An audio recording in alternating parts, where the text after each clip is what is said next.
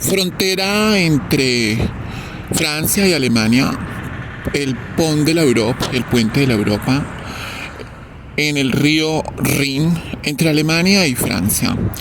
Una obra maravillosa con un camino blanco que recuerda a una paloma blanca de la paz. El camino de la paz que une a dos naciones que un día fueron adversas en la guerra, tristemente desunidas, y hoy en día como hermanas se unen. Vengo a comer aquí a esta Alemania que me ha torturado tanto, pero a mí nadie me va a negar mi derecho a comer en mi mesa, en mi casa, en mis orígenes. Meine Hausen, meine Esse, meine Familie. Nadie me va a negar ese derecho.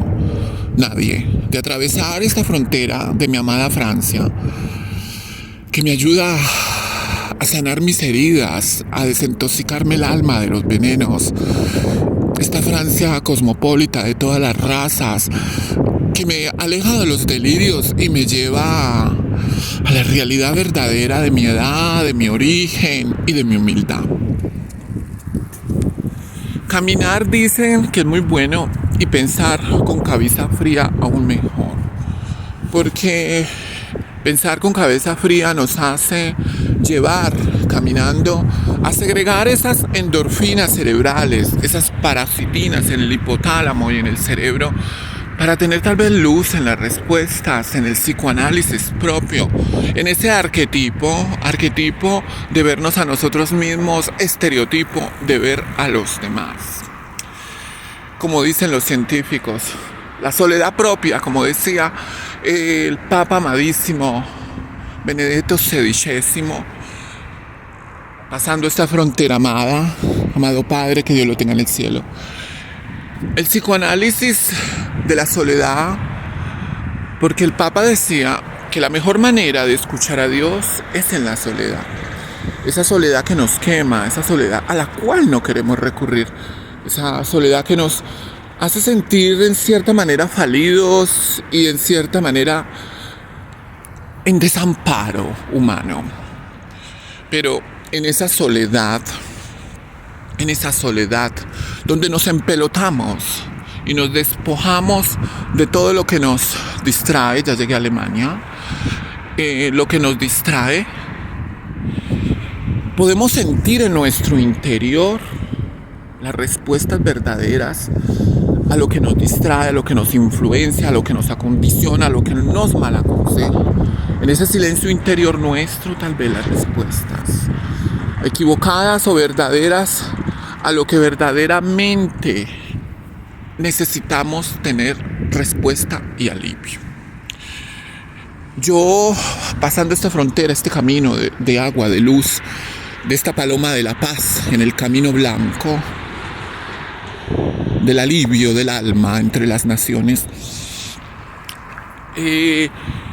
quiero decirles que en un país, en una nación, lo más importante es el trabajo, como lo dice nuestra amada Constitución italiana en su primer artículo. Allá estuvieron sus hijos, ¿no? Tú me estás escuchando, no usted, porque no se tutea a los desconocidos.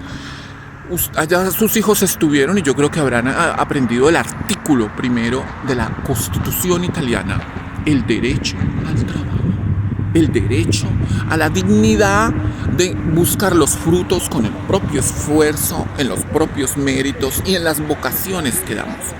Me parece equivocado, y soy directa, en que se cancelen las plataformas de transporte, porque no es justo el prohibicionismo que le va a quitar sustento a casi 100,000 trabajadores que después de la pandemia y la explosión social en mi país están con lo que nos lleva adelante, con la papita, ¿no? El rebusque.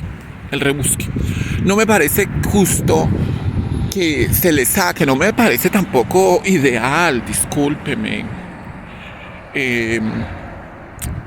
Otra vez volver estatal los servicios los servicios de luz, agua, alcantarillado, porque yo sufrí los apagones de Gaviria, ¿no? En 1993, cuando Gaviria decidió montar la paloma de la paz en el avión de la British Airways, porque velas y hospitales del Seguro Social tenían a Colombia en la ruina, ¿no? Bueno, fue certero, Gaviria. Entonces, volver a eso, fuera de eso el Estado, el presidente, sus ministros, saturarse del monopolio del poder total que va a ser de turno para llevar al colapso sus ciudadanos, me parece una locura, porque es justa la modernidad, es justa dejar la administración técnica a quienes entienden administrativamente, sin especulaciones ni abusos, de dar respuesta al uso de nuestros servicios públicos. Y también no mandar un mensaje de pérdida de trabajo a todas esas entidades, pérdida de trabajo en las IPS, en las carteras, pérdida de trabajo en las plataformas, pérdida de trabajo en los servicios públicos, pérdida de trabajo. ¿Qué van a comer? ¿Cómo vas a tener el pueblo relajado con pan? ¿Qué vas a hacer cuando la gente se te revolucione? Pasando este puente de la Paloma de la Paz, de Pont de la Europa, que me recuerda Cúcuta, Venezuela y Colombia. Yo quiero decirles de que Hugo Chávez fue un monstruo y Dios lo castigó lentamente con un dolor profundo como monstruo.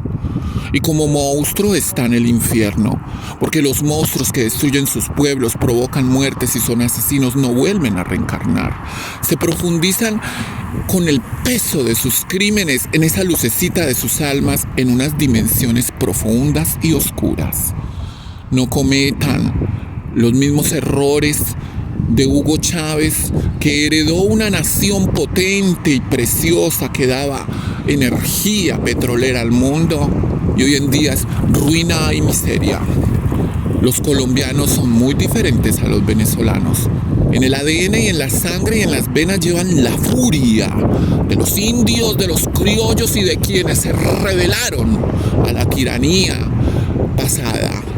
Los colombianos no saben aguantar hambre y no van a volver a aguantar hambre. Y no quiero que los líderes actuales terminen como Gaddafi, que se proclamó como un caudillo. ¿Saben qué hicieron con Gaddafi? El propio pueblo hambriento se lo comió a mordiscos. Entonces, por favor, garanticen el trabajo, respeten la salud, respeten los avances.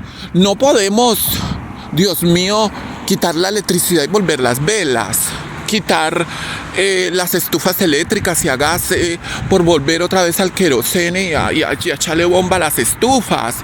No podemos volver otra vez a la época, como dice, a la época UPA, que eran tiempos hermosos, llenos de valores. Pero que yo les digo una cosa: hay que aceptar la modernidad y la modernidad de la tecnología con todo el avance administrativo de puestos de trabajo que nos traen. ¿Para qué atrasarnos? Para volver a tener un poder absoluto. No, 57 millones de colombianos no se dejan manipular con hambre. No se dejan manipular. Eso es muy difícil. Eso es imposible. Eso es imposible.